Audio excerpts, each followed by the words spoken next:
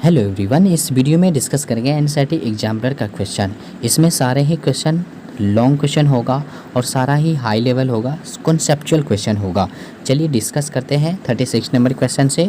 36 number question कह रहा है कि compute the difference in masses of 10 to the power 3 moles of each of magnesium atoms and magnesium ions. जबकि mass of एक electron दिया है 9.1 10 टू द पावर -31 kg।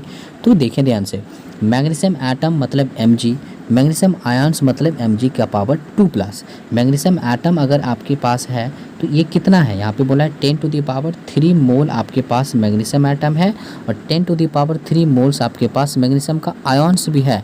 तो इन दोनों के बीच कितने मासेज का डिफरेंस है, यानी डिफरेंस कितना होगा मास का। तो ये मास का डिफरेंस निकालने के लिए अगर हम ये पता कर लें कि इन दोनों के बीच इलेक्ट्रॉनों का डिफरेंस कितना है, उस इलेक्ट्रॉन को डिफरेंस निकाल लें, इलेक्ट्रॉनों का डिफरेंस अगर निकाल लेंगे, उसका मास अगर निकल जाएगा तो वही वैल्यू इन दोनों के बीच के मास का डिफरेंस का आएगा। तो देखते हैं, पहले हम एक एटम की बात करेंगे। जब हमारे पास एक मैग्नीशियम का एटम है और हमारे पास एक मैग्नीशियम का आयन्स है तो कितने इलेक्ट्रॉनों का डिफरेंस है। तो अभी यहाँ पे 12 इलेक्ट्रॉन है, यहाँ पे 10 ही इलेक्ट्रॉन है। क्यों? क्योंकि 2+ मतलब ये होता है कि 2 इलेक्ट्रॉन ये लॉस कर लिया है। तो यहाँ पे 10 इलेक्ट्रॉन है और यहाँ पे 12 इलेक्ट्रॉन है। तो एक एक टर्म की बात करेंगे, जब एक मैग्नीशियम का एटम लेंगे, जब एक मैग्नीशियम का आयन्स लेंगे तो कितने इलेक्ट्रॉनों का डिफरेंस है, 2 इलेक्ट्रॉनों का डिफरेंस है। तो इसीलिए जब आपके पास 10 टू द पावर 3 मोल आपके पास अगर मैग्नीशियम एटम था, 10 टू द पावर 3 मोल आपके पास जब यहाँ पे मैग्नीशियम आयन्स था, तब कितने इलेक्ट्रॉनों का डिफरेंस होगा। तो आप बोलेंगे 10 to the power 3 moles into 2 electrons. यानी आपने क्या बोला कि जब मैग्नीशियम का 10 टू द पावर 3 मोल आपके पास मैग्नीशियम एटम था, 10 टू द पावर 3 मोल आपके पास मैग्नीशियम का आयन्स था, तो इस दौरान कितने इलेक्ट्रॉनों का डिफरेंस आएगा। तो 10 to the power 3 mole into 2 इलेक्ट्रॉनों का डिफरेंस आ रहा है। अब इसी का अगर हम मास निकाल लें तो वही मास डिफरेंस आ जाएगा इन दोनों के मासेज का डिफरेंस। तो निकालते हैं 10 to the power mass of, निकालेंगे mass of 10 to the power 3 mole into 2 electrons का। देखें ध्यान से, तो 10 टू द पावर 3 तो ये वैल्यू है, मोल यहाँ पे लिखा हुआ है तो मोल का value 6.022 10 to the power 23 put कर लेंगे। और यहाँ पे 2 इलेक्ट्रॉन्स यानी 2 इंटू 1 लिख सकते हैं, 1 इलेक्ट्रॉन्स लिख सकते हैं। और 1 इलेक्ट्रॉन का मास यहाँ पे देख सकते हैं 9.1 10 टू द -31 kg है। तो 1 इलेक्ट्रॉन के मास का वैल्यू यहाँ पे पुट कर लेंगे। आप कैलकुलेट करेंगे, देख सकते हैं यहाँ पे भी लिखा हुआ है, कैलकुलेट करेंगे ये आंसर आपको आ जाएगा। इस तरीके से आप समझ सकते हैं कि क्वेश्चन कैसे पूछा था। क्वेश्चन में फिर से समझाऊं, जब एक एटम की एक मैग्नीशियम आयन एक मैग्नीशियम आइटम्स की बात हो रहा था तो उस दौरान 2 इलेक्ट्रॉनों का डिफरेंस उन दोनों में आ रहा था। तो इसीलिए 10 to the power 3 moles of magnesium ions and magnesium items के बीच कितने इलेक्ट्रॉनों का डिफरेंस होगा।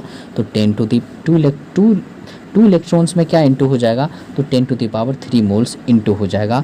इस तरीके से आप बोल सकते हैं 10 to the power 3 into 2 moles of electrons का डिफरेंस आएगा।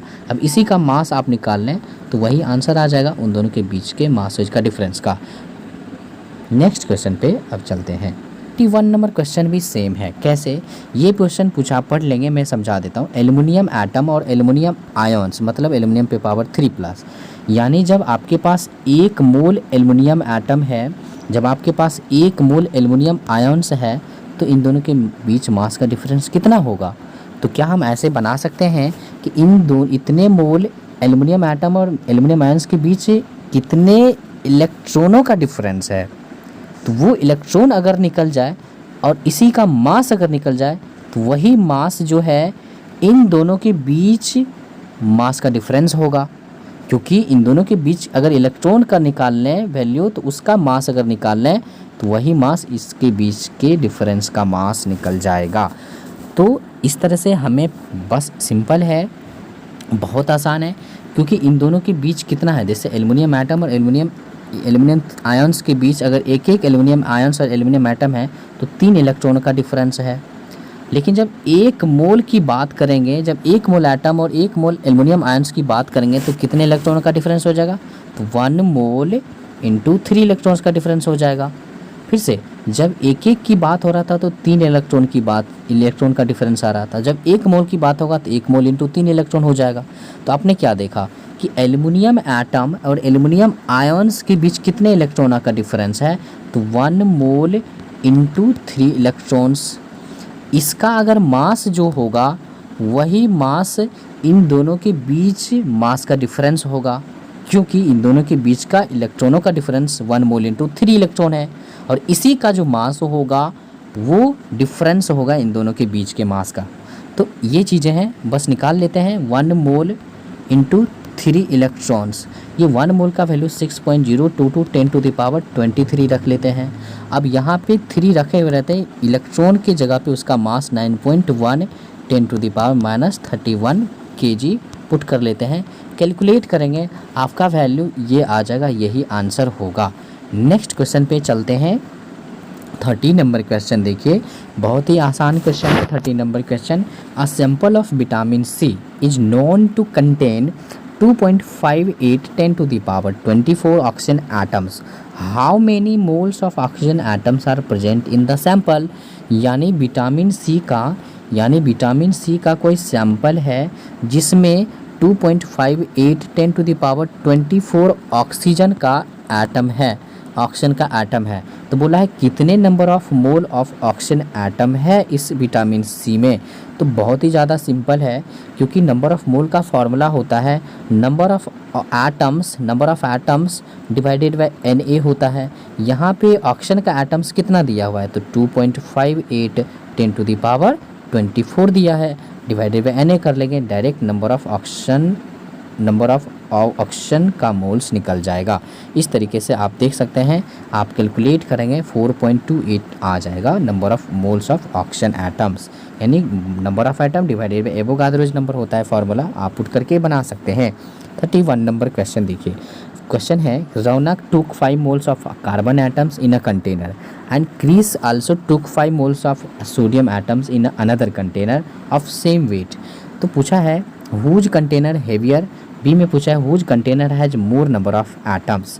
क्वेश्चन फिर से समझे, एक रौनक नाम का लड़का है जो कि एक कंटेनर में 5 मोल उसने क्या लिया है, कार्बन लिया है, और क्रिस नाम का एक लड़का है जो कि किसी अनदर कंटेनर में 5 मोल ही उसने सोडियम लिया है। तो पूछा है कि कौन से कंटेनर हेवियर होगा, ये पूछा है। तो मतलब ये है कि हम 5 मोल कार्बन का मास निकाल लें और 5 मोल सोडियम का मास निकाल लें, तो जिसका मास ज़्यादा होगा वो कंटेनर हेवियर होगा। तो देखते हैं, यानी आप 5 मोल आपके पास अगर सोडियम है तो कितने ग्राम सोडियम है, तो आप डायरेक्ट बोलेंगे कि मास का फॉर्मूला ही होता है direct number of mole into molar mass होता है। तो देख सकते हैं सोडियम का मास हो जाएगा 5 इंटू 23, 5 मोल है उसका एटॉमिक मास 23, तो यानी 115 ग्राम आएगा।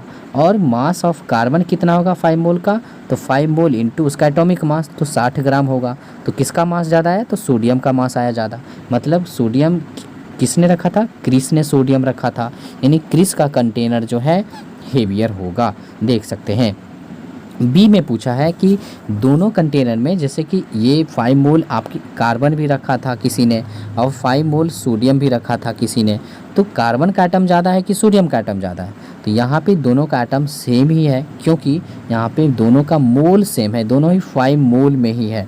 यानी 5 मोल अगर बात करें, अगर आपके पास 5 मोल अगर आपके पास कार्बन है तो कितने मोल कार्बन है, तो आप बोलेंगे 5 इंटू 6.022 10⁻23 यहाँ पे कार्बन का एटम्स है। अगर आपके पास मैं बोलूँ 5 मोल्स आपके पास सोडियम है तो कितने सोडियम का एटम्स है, तो आप बोलेंगे 5 इंटू 6.022 10⁻23 यहाँ पे सोडियम का एटम है। तो दोनों का तो सोडियम का एटम्स का तो सेम ही वैल्यू आ रहा है, यानी यहाँ पे नंबर ऑफ़ मोल जब सेम रहेगा तो नंबर ऑफ़ एटम्स भी सेम ही होगा। नेक्स्ट क्वेश्चन पे चलते हैं। 32 number question, fill in the missing data in the table 3.1। ये टेबल दिया हुआ है, ये डेटा देखिए मिसिंग यहाँ पे है, यहाँ पे मिसिंग है, यहाँ पे मिसिंग है, यहाँ पे मिसिंग है, यहाँ पे, ये सभी का वैल्यू पता करना है। तो देखिए सबसे पहले यहाँ पे देखिए वाटर के केस में यहाँ पे नंबर ऑफ़ मोल्स 2 दिया हुआ है और उसका गिवन मास भी दिया है 36 ग्राम। तो यहाँ पे डेटा कौन सा यहाँ पे भरना है, तो नंबर ऑफ़ पार्टिकल्स का डेटा भरना है। मतलब वाटर के केस में आपको नंबर ऑफ़ मोल भी दिया हुआ है और गिवन मास भी वाटर का दिया हुआ है। निकालना क्या है, नंबर ऑफ़ वाटर पार्टिकल्स निकालना है, वाटर मॉलिक्यूल्स निकालना है। तो बहुत ही सिंपल है, कोई किसी का भी यूज करके आप निकाल सकते हैं। नंबर ऑफ़ मोल्स का भी यूज करके आप निकाल सकते हैं। तो नंबर ऑफ़ मोल्स यहाँ पे दिया हुआ है 2, और ये नंबर ऑफ़ मोल्स का एक और फार्मूला होता है number of particles divided by Na। अब नंबर ऑफ़ पार्टिकल्स यहाँ पे अगर वाटर का निकालना है तो XH2O मान लेते हैं। XH2O क्या है, नंबर ऑफ़ वाटर मॉलिक्यूल्स। यहाँ पे XH2O निकाल लेंगे तो ये Na/2 हो जाएगा, यानी आपका आंसर यहाँ से इस तरह से आ जाएगा। नंबर ऑफ़ वाटर पार्टिकल्स यहाँ पे निकल जाएगा इस तरीके से। तो जैसे यहाँ पे देखिए, अब CO2 के केस में देखिए, CO2 के केस में नंबर ऑफ़ मोल्स यहाँ पे भरना है, कितना होगा CO2 का मोल्स, जबकि यहाँ पे CO2 का पार्टिकल्स यहाँ पे दिया हुआ है। यहाँ पे देख सकते हैं CO2 का पार्टिकल्स दिया हुआ है और मास भी भरना है कि CO2 का मास कितना होगा। यानी CO2 के केस में यहाँ पे नंबर ऑफ़ CO2 मोल्स भी निकालना है, नंबर ऑफ़ यहाँ पे मास भी निकालना है CO2 का। सिर्फ CO2 के केस में CO2 का पार्टिकल्स ही दिया हुआ है। तो बहुत ही ये भी सिंपल है। यहाँ पे नंबर ऑफ़ मोल का फार्मूला नंबर ऑफ़ पार्टिकल्स आपको पता है, नंबर ऑफ़ पार्टिकल्स यहाँ पे फार्मूला भी होता है डिवाइडेड बाय Na होता है। अगर हमें number of mole of CO2 निकालना है तो नंबर ऑफ़ पार्टिकल्स यहाँ पे किसका पुट करना है, CO2 का ही पुट करना है, डिवाइडेड बाय Na पुट कर लेंगे। तो इस तरीके से number of moles of CO2 निकल जाएगा, यहाँ पे भर देंगे। उसके बाद गिवन मास, तो number of mole of CO2 जब निकल जाएगा आपका तो गिवन मास x मान लेंगे, divided by molar mass CO2 का 44 होता है, तो गिवन मास x यहाँ से निकाल लेंगे, जो निकलेगा यहाँ आके पुट कर देंगे। तो इस तरीके से आप देख सकते हैं सोडियम एटम के लिए भी नंबर ऑफ़ मोल्स भरना है, नंबर ऑफ़ पार्टिकल्स निकालना है, यानी नंबर ऑफ़ सोडियम एटम निकालना है। सिर्फ यहाँ पे गिवन मास सोडियम का दिया हुआ है 115। उसी तरीके से आप मैग्नीशियम क्लोराइड के केस में आपको गिवन दिया हुआ है, सिर्फ नंबर ऑफ़ मोल दिया है, आपको नंबर ऑफ़ पार्टिकल्स निकालना है, नंबर यहाँ पे गिवन मास भी निकालना है मैग्नीशियम क्लोराइड का, सिर्फ मोल दिया हुआ है। तो इस तरीके से आप निकाल सकते हैं। मोल दिया हुआ है तो मोल से आप उसका गिवन मास निकाल सकते हैं। तो इस तरीके से आप बना सकते हैं इसको, और यहाँ पे सारे का डेटा आप यहाँ पे देख सकते हैं भरा हुआ है, आप मैचिंग करवा सकते हैं। नेक्स्ट क्वेश्चन पे चलते हैं, 33 नंबर क्वेश्चन। 33 नंबर क्वेश्चन देखिए, यहाँ पे बोला है कि the visible universe is estimated to contain 10⁻22 stars. How many moles of stars are present in the visible universe. मतलब ये कि कोई विजिबल यूनिवर्स है, मान ले कोई यूनिवर्स है, उसमें 10⁻22 स्टार्स है उस विजिबल यूनिवर्स में, तो कितने मोल्स ऑफ स्टार्स है ये पूछा जा रहा है। That means number of moles of stars निकाल लेंगे, क्या हो जाएगा, नंबर मोल्स ऑफ स्टार्स हो जाएगा, नंबर ऑफ स्टार्स यहाँ पे हो जाएगा number of stars divided by Na हो जाएगा, क्योंकि यहाँ पे स्टार्स तो एक तरह का पार्टिकल्स का काम कर रहा है, तो नंबर ऑफ़ पार्टिकल्स ऊपर में डिवाइडेड बाय Na से इस फॉर्मूला से आप निकाल लेंगे। तो आप यहाँ पे देख सकते हैं पुट कर गया, इसका ये वैल्यू आया है, इतने मोल्स निकल जाएगा। डायरेक्ट नंबर ऑफ़ मोल का formula number of particles divided by Na होता है, इस तरीके से आप निकाल सकते हैं। 34 number question, what is the SI prefix for each of the following multiples and सब मल्टीपल्स ऑफ अ यूनिट। मतलब क्या, यानी ये 10⁻³ का ये प्रीफिक्स क्या होता है। तो 10⁻³ का यहाँ पे देख सकते हैं, ये 10⁻³ मतलब ये 1000 है, 1000 को किलो बोला जाता है। तो यानी आपने ये समझा कि 10⁻³ का यहाँ पे क्या होगा SI प्रीफिक्स, तो किलो हो जाएगा। उसी से 10⁻⁻1 है तो डेसी बोलते हैं, डेसी मतलब 1/10, 1/10 मतलब 10⁻⁻1।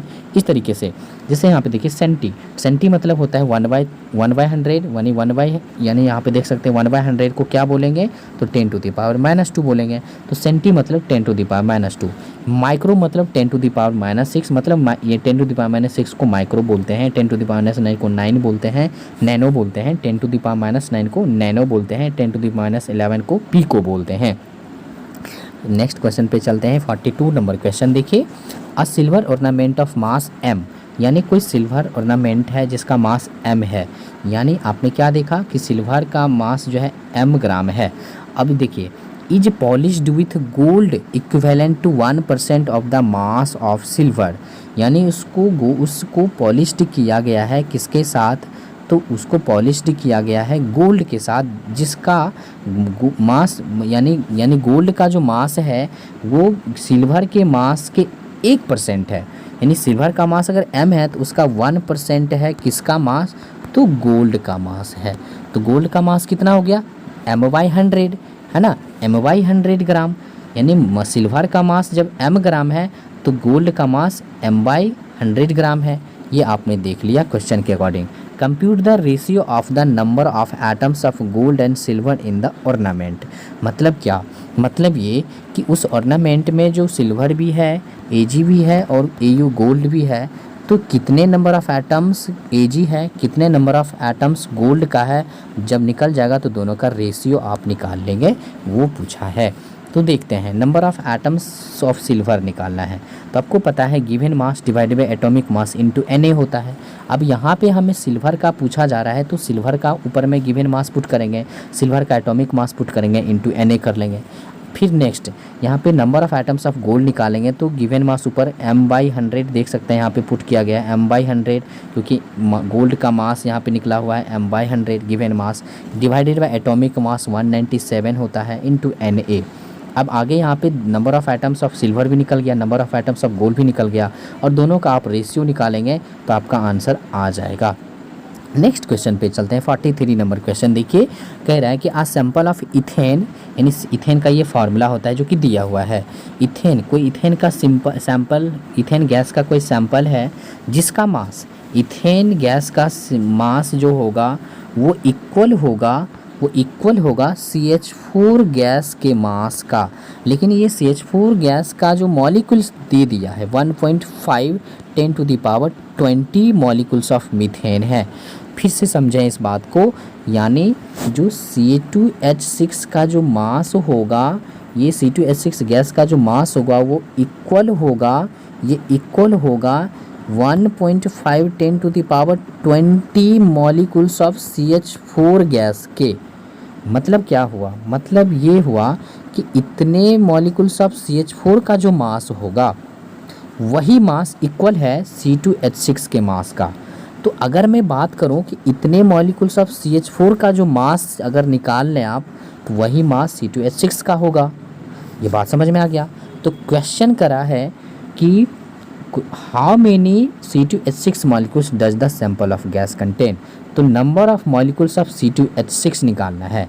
तो number of molecules of C2H6 निकालने के लिए हमें उससे पहले गिवन मास निकालना पड़ेगा, जो कि वो गिवन मास हमें इक्वल बोल दिया है इतने मॉलिक्यूल्स ऑफ CH4 के। तो हमें पहले पता कर लेना है कि नंबर यानी गिवन मास, यानी हमें गिवन मास निकालना है किसका, CH4 का निकालना है, divided by molar mass CH4 का 16 ग्राम होता है, equal to number of molecules CH4 का दिया हुआ है 1.5 10⁻20 डिवाइडेड बाय Na। यहाँ से CH4 का गिवन मास निकल जाएगा। तो CH4 का गिवन मास यहाँ से आप निकाल सकते हैं, जो कि देख सकते हैं CH4 का गिवन मास यहाँ से ये निकल गया है। अब यही मास इक्वल है C2H6 का मास, यानी C2H6 का भी मास यही होगा। अब आपने क्या कहा कि C2H6 का मास क्या होगा, तो यही वैल्यू होगा जो यहाँ लिखा हुआ है। अब देखिए, अब आपको यहाँ से गिवन मास आपको पता चल गया, गिवन मास आपको पता चल गया कि 1.5 10⁻20 इंटू 16 डिवाइडेड बाय Na। ये गिवन मास किसका है, गिवन मास है CH4 का, गिवन मास है C2H6 का, C2H6 का, डिवाइडेड बाय C2H6 का मोलर मास, C2H6 का मोलर मास, तो 12 इंटू 2 प्लस यहाँ पे 6 इंटू 1, ये मोलर मास C2H6 का है। अब यहाँ पे नंबर ऑफ मॉलिक्यूल्स पुट कर लेते हैं XC2H6 डिवाइडेड बाय Na, यानी ये XC2H6 क्या है, number of molecules of C2H6 है। यानी यहाँ से आप निकाल लेंगे तो क्या निकल जाएगा, यहाँ पे number of molecules of C2H6 निकल जाएगा। तो इस तरीके से आप बना सकते हैं, और आप यहाँ पे देखेंगे तो आपका यहाँ पे जो आंसर आया हुआ रहेगा आप यहाँ पे मिला सकते हैं, आपका आंसर यहाँ पे ये मिल जाएगा, इस तरीके से आपको आ जाएगा। नेक्स्ट क्वेश्चन पे चलते हैं। 44 नंबर क्वेश्चन, 44 नंबर क्वेश्चन जो कि लास्ट क्वेश्चन है, फिल इन द ब्लैंक्स। यहाँ पे ए नंबर में, in a chemical reaction the sum of the masses of the reactants and products remains unchanged, this is called, क्या है, law of conservation of mass. Next B देखिए, B में बोला a group of atoms carries a fixed charge on them is called polyatomic ion, यानी group of atom जो कि charge carry करता हो तो पॉलीएटॉमिक आयन्स कहलाएगा। सी देखिए the formula unit mass of calcium phosphate is, तो फार्मूला यूनिट मास आपको पता है, जैसे मोलर मास निकलता है वैसे ही सिर्फ यूनिट यू लगता है। तो इस तरीके से आप देख सकते हैं 310 यू निकल जाएगा। आगे देखते हैं D number formula of sodium carbonate is and that ammonia sulphate is. तो सोडियम कार्बोनेट का फार्मूला Na2CO3 होगा और अमोनियम सल्फेट का फार्मूला होगा, अमोनियम की वैलेंसी आपको पता होना चाहिए, +1 होता है और +1 यानी 1 लिखेंगे। सल्फेट का वैलेंसी 2 होता है, यहाँ लिखेंगे, क्रॉस मल्टीप्लाई करेंगे तो क्या आ जाएगा, NH4 का होल ट्वाइस SO4 आ जाएगा। आई होप कि आपको बेहतर समझ में आया होगा। Thank you so much video देखने के लिए।